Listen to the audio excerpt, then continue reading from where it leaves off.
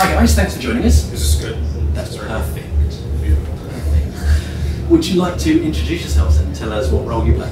I am Matthew Armstrong, the franchise director of Borderlands. I'm Tony Lawrence, the studio head of 2K Australia. So obviously we're here today to talk about Borderlands The Pre Sequel, nice and blazed behind you. Do you want to tell us a little bit about it? Go for it, Matt. Borderlands The Pre Sequel. Borderlands The Pre Sequel is the story that takes place between Borderlands 1 and Borderlands 2. It's about the rise of Handsome Jack and his adventures on the moon of Pandora, Elvis. And the player gets to play as one of his 4 lieutenants who were fighting alongside him at the time. They're Athena, the gladiator, who is a Crimson Lance assassin who had a falling out. Nisha, who in Borderlands 2 becomes the sheriff of Lynchwood. She's the lawbringer, and she brings her own sort of brand of frontier justice. It's a very mean-spirited cowgirl brand of frontier justice. And then we have Wilhelm, his enforcer, a very powerful man who's become obsessed with improving himself through technology, building mechanized aspects to himself. And the 4th one is Claptrap, that got modded into a weapon system for a brief period in his history. Excellent. I mean, obviously one of the things the fans have been crying out is the ability to play as Claptrap. So it was tricky. Yeah. Playing as Claptrap was very tricky. We decided. Randy Pitchford actually was very adamant. Hey, can we make me Claptrap? Can we make Claptrap a playable character? And my response to him was, no, because Claptrap's kind of a loser, and that's what we love about him. You know, he's a lovable loser. How can you have a player character who's a loser? Because the player characters are winners. So the big question was, what does he do? How does he act? How does he behave as a player character that allows you to win and be successful, but still gives you that sense that you're basically dealing with this annoying loser that nobody likes but you. And until we cracked that nut, we were really on the fence about that, but I think we cracked it. I reckon we have to. I mean, he's awesome to play, and I can't wait to start talking about that. But unfortunately, we can't do that today. Yeah. Because, it'll be so much fun to think about what's going on. right, well that's the interview over then. That's all my questions gone. So this one's set on the moon. Yes. Why the moon and not Pandora? Because I like the accents. Well, new accents. They're pretty cool, I gotta say. But yeah, I mean, one of the things that the fans have been asking for is to go to the moon. And it's one of our first meetings when we talked to Gearbox together is what are the key things that fans were looking for, and one of them was to go to the moon. So that's where we are. It made sense to follow that and make it an origin story for Jack as well. Take it away and get to see what's going on up there. But as Matt was saying, yeah, there's a whole new culture up there, and it turns out that culture is fairly Australian. I've noticed that on the gameplay there seems to be quite a significant amount of Australian accents, and certainly comments that I've seen on some of the forums, people don't understand the accent, which I get all the time being British. Sure. But, why set between Borderlands 1 and Borderlands 2 then? Well, a lot of that came from guys in Australia who really enjoyed Handsome Jack as a character and wanted to explore him some more. But we have a general rule at Gearbox, which is dead means dead. We don't want to go down the path of comic book universe where when someone dies, there's no impact to it. You don't feel it because they keep coming back to life. We sort of want to have a little bit more solidity to our space so that that sort of thing matters. The other thing is there's a big gap. There's a 5-year gap between Borderlands 1 and Borderlands 2. A lot of stuff happens in that space. And as we started talking to the guys in Australia about, hey, here's the things that we thought was happening during that time frame, there were some things there that they got really excited about. So that's a game. Like, yeah, we kind of had a sense that there could have been a game in between that you just didn't get to play. So that's kind of the one we want to make. So we all teamed up on that one. Yeah, and it's been great fun to look at that. We know that what happens to Handsome Jack at the end, but to explore his story before he gets in is a really cool and fun thing to be able to do. And same with other characters. You see Nisha in Borderlands 2, and you see Wilhelm in Borderlands 2. But they were like characters that we could really get our teeth into and really expand. So is the game as big and expansive as Borderlands 2, or is it quite significantly smaller? It's big. I haven't finished it in a single sitting, that's for sure. I suspect it's going to be a bit tighter in Borderlands 2. Borderlands 2 sprawled. It's huge. We actually, after Borderlands 2 was done, we looked at it and thought, okay, we may have made it too big, because if you actually do all the side quests and all the game and everything, it's really huge and it gets almost exhausting. It's such a big game. It's great to have all that area to play in, but we definitely wanted to do something a little bit tighter than that, but to still keep that sort of sense of scope and scale and adventure. But certainly it's a full-size game, you know, it's probably a little bit bigger than Borderlands, the original title. And it's hugely exploratory, as you expect from a Borderlands game. So you won't get bored in it, but it'll take you quite a while to get through.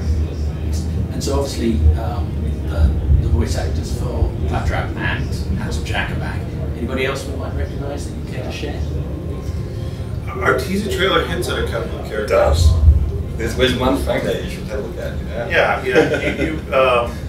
If they showed up in the teaser trailer, they're probably showing up in the game. Okay, that's fair.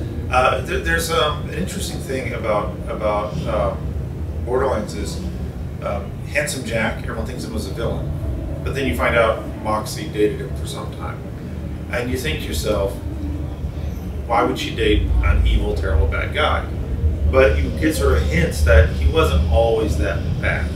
And so the process of showing how he got that bad, and maybe how he got a little crossways with the rest of the planet, and what inspired him to become who he became, that's sort of a fun thing to explore, and there are a couple of characters who may be involved with that a little bit. Yeah, I mean, he saw himself as a hero in Borderlands too, and he certainly sees himself as a hero in Borderlands The Pre Sequel. So you really get to explore that. Yeah, I'm a hero. It's all about me. Let's go do what we have to do. But then he gets bad at having to make decisions that he needs to make. Yeah, it's a harsh landscape, and you have to do harsh things to survive. That affects people in different ways. The other thing that we're sort of really careful and cautious about is we don't want to force any characters into the narrative that don't belong there. There's a real temptation at various points to like do fan service and say, hey, even though Tiny Tina didn't really exist as Tiny Tina in this time frame, she should be running around on the moon. You're not going to see Tiny Tina running around on the moon. She's probably crying something there. Yeah, well, there's limits to what you can do if you're going to stay true to the story, and it was important for us to stay true to the story, not just turn it into a sort of a big bunch of like silly coincidences. So one of the things that Borderlands is really well known for is its humour. I'm assuming there's quite a lot of humour in this game. No, we removed it. That's good, because that was one of the first things to go. It needs to be a really serious, you can't dark. make Claptrap a playable character and keep the humour, because he's very down. So it's all there. I mean, Anthony, you have to believe it right here. His humour is still there. It's fantastic. Yeah, we have some writers in Australia who we do do a fantastic job. They're English too, by the way. You know. Yeah, but I can understand them, so I don't totally. have a I problem. mean, particularly the demo that you're looking at today, they introduced to a character called Pickle. Yeah, Pickle's a 10-year-old who speaks rhyme slang with a cockney. So yeah, there's a new character we can get into as well. Any thoughts that you want to share at the moment for a third Borderlands game? So as in Borderlands 3 rather than... we haven't shipped this one yet. Oh, I know, but I'm hoping when this ships I won't have the opportunity to ask you. Yeah, you will. I'm sure you'll be able to come back. I was trying to get it out of the mat, I was. My job title is franchise director, not one game ever guy. You heard it there first. So we're aware that people would like more from Borderlands. We're aware of that, and some of us would like to do more with Borderlands in the future. But right now, we are completely focused on this. What's been probably the single biggest challenge for you guys on Pre Sequel? The time difference. Okay. They're living in tomorrow. Yeah, we're in the future. It's very strange to fly back from Australia and land an hour before you left after spending 18 hours on a plane. That's one of the big things is working with the team. I mean, and the fact is, I think we get along fantastically well. It's a really good relationship. We've had them come over and spend weeks with us. We had one of our guys over there who's lived over there for a couple of months. Yeah. I love going over and visiting. They're all cool guys. It's a very strong, similar sensibilities. It's really fun to work with them. But right now, we're at a stage of like balancing and making the game really, really solid. And sometimes You say, oh, I think we should make a change. Well, I want to say, hey, should we make a change? And then, but if I say, hey, can I make a change? I have to wait an entire day before we put the change in the build. So there's also some trust there. Like, I'm making this change. I'm sending it to you and letting you know the change you just made and why I made it. And generally, they're like, yeah, good. We were thinking about that change too. Yeah. Because we have to. I'm glad that we have this relationship. It was fantastic for us to travel and visit as much with each other as we can, so that on both ends of the world we can charge. We don't have to wait for each other. That was the biggest challenge, but I think we've fairly well overcome. Oh yeah, it was really well. As far as I can tell. I mean, and there's some really cool aspects of it as well. You know, being a day ahead means if you rock up on a Monday and found out all this cool stuff that the Gearbox guys were doing on the Friday. And the other cool thing is, since they're a day ahead of us, we start thinking about making a change to the game. So when we get a phone call, they're like, "Don't do it," because they already played it. Yeah, they probably like, if we add this to the game, they're like, "No, that goes really badly. You have to stop." It's like magic. That's how time works. I'm liking that. Is that integrated into the game? No, there's no time travel. Trying to get this stuff. Do time travel. That's such a really cop out of science. Totally. Yeah, and things on the moon. So this is it. Hey, people have been on the moon. How do you know people haven't time traveled? They haven't told me. If there was time travel, somebody would have said so. I can't argue with that. Someone from the future would have come back and said so. Hawking had the party. He had a time traveler's party, sent out the invitations. 3 days later, nobody showed up. I can't argue with that. That's no completely fair. In which case, I'll go back to asking this stuff. Pre-order DLC. Well, sorry, pre-order bonus content. Shock Drop Slaughter Pit. Yeah. Do you want to tell us? Great title. Do you want to tell us a little bit about that?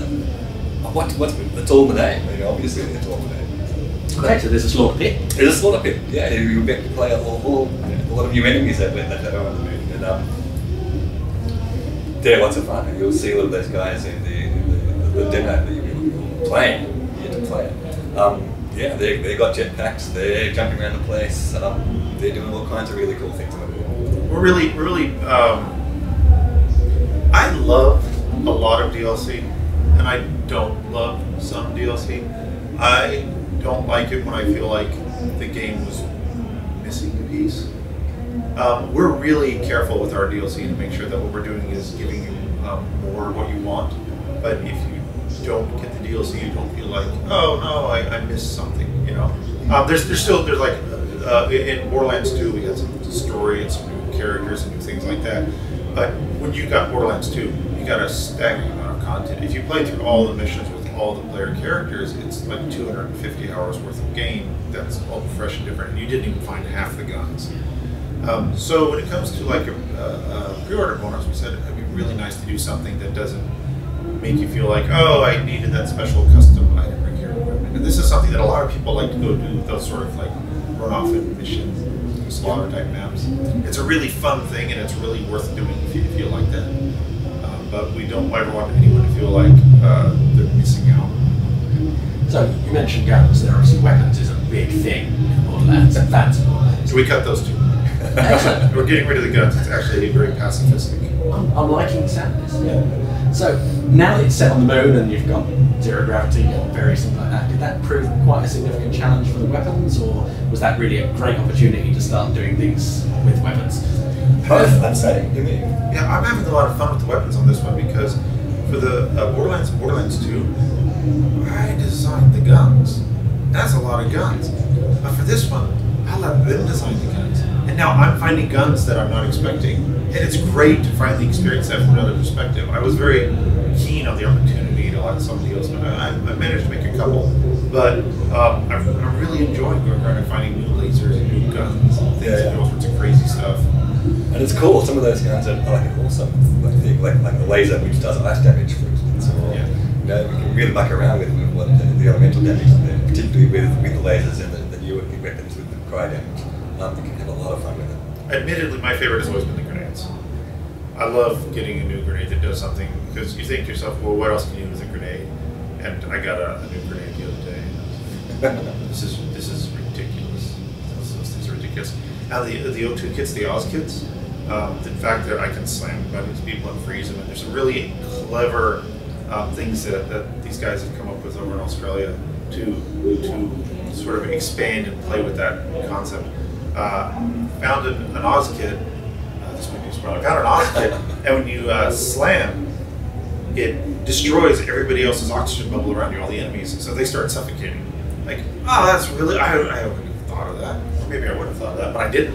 So I go into a combat, I go and slam it, everybody immediately goes into like a gagging mode, and I'm in a really effective position. And there's all sorts of really clever, interesting things that you can do with that. And final question then, when's the game out?